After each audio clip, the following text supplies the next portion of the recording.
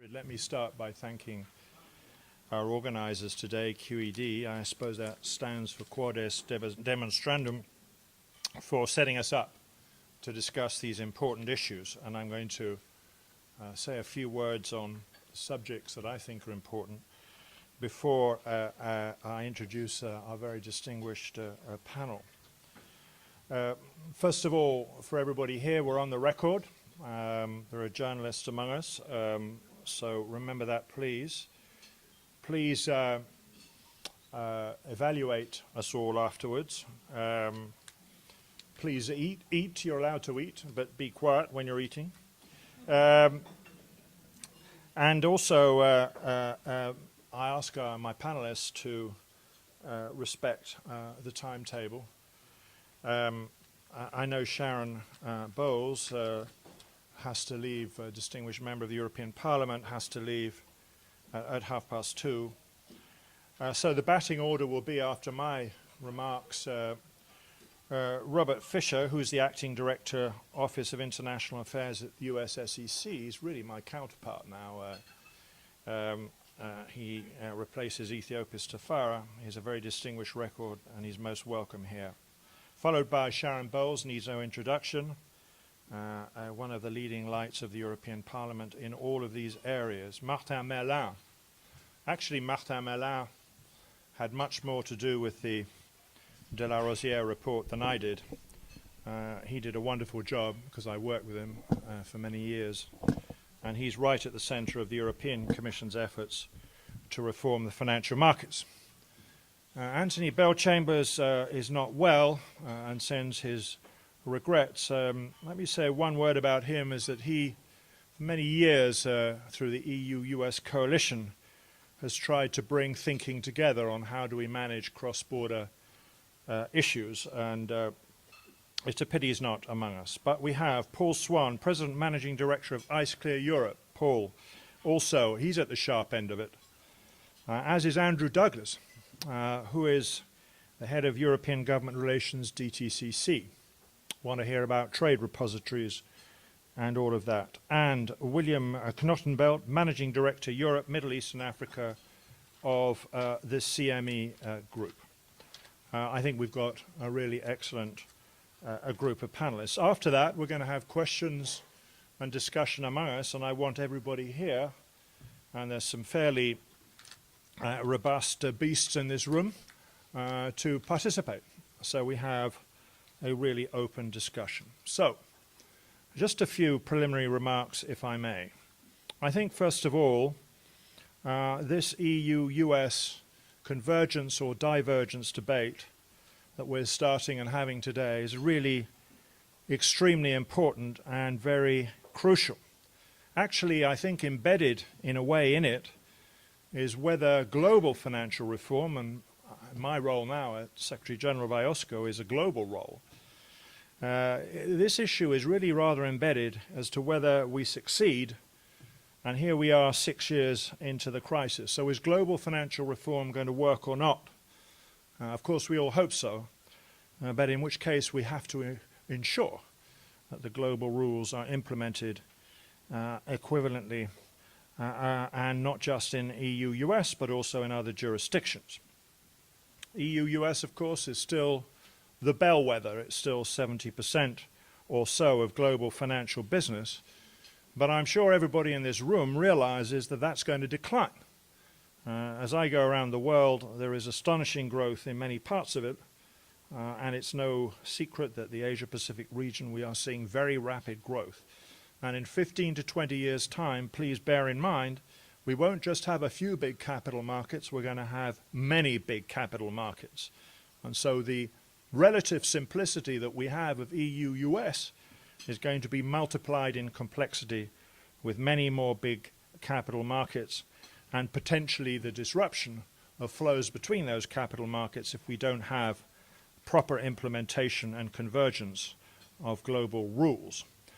So I think this is an opportunity for EU and US, perhaps a unique opportunity, as that share of global business is set to decline over the longer term, to set a global example on how to do and work out cross-border regulatory business, and to ensure that are the rules and the conduct of business work. And so we don't want, do we, disruption to capital flows. We don't want a repli sur soi, as the French would say, turning back into our domestic markets. We don't want extraterritoriality and disruption that will follow.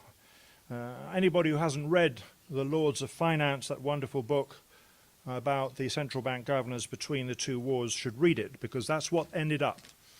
Disrupted capital flows and protectionism, and we all know the story. The way forward, surely, is to build trust among regulators, and that means cooperation, it will mean process, and real determination to resolve disputes. In the end, these practical forms of cooperation on a bilateral basis may not be enough, as I said, because the world is becoming more complex. I believe sooner or later we're going to have to think about global institutions. Maybe it's too early, and there are lots of steps along the way, but I think sooner or later this becomes obvious. What are the convergent forces that we have? Well, I think there is, at the global level, quite a lot of international high-level agreement, on the main planks of financial reform. There's been a huge amount of effort made at the global level, perhaps not focused enough, but there is a huge amount of effort. And what the new chair of the SEC, Mary Jo Wright, calls, we are in a world of regulatory globalization. I think the political launching of the transatlantic trade and investment partnership can only do good in the sense that it can help with spin-offs and leverage onto this regulatory agenda as well. The US and the EU are half of the world's GDP and a third of the trade flows. We've had, and I am pleased to say I was part of that, something like at least 15 years, if not longer, of peace across the Atlantic in terms of capital flows. We haven't had capital flows disrupted. That's a very positive thing, and it's a good signal, I believe, for the future. I think we've also got some clear philosophies on both sides of the Atlantic about how to deal with regulatory convergence and cross-border issues. We've got the United States SEC eloquently put forward again by the new chair, the substituted compliance approach. We've got the European equivalence approach. How close are those two together? Do they converge? Where are the differences? At least both, I think, agree on the comparability of outcomes being the determinant of whether local rules can be relied on. We've got also, on the positive side, an awful lot of institutions dealing with a global convergence and trying to sort out these cross-border problems. I'm not going to go into all of them. In fact, there are 18 or so, far too many. But the main ones are the G20, the FSB, Basel IOSCO, and the IAIS. Now, what are the divergent forces that I see? Well, we may agree on the high-level principles, but how much do we agree on the detail? Are we seeing at the when we implement, are we seeing differences in overlap, creating overlaps, duplication, and gaps? On the trade side and the investment side, how realistic is the TIPP? How long will that take? Is it going to be one tank of gas, or will it be a lot longer, if at all?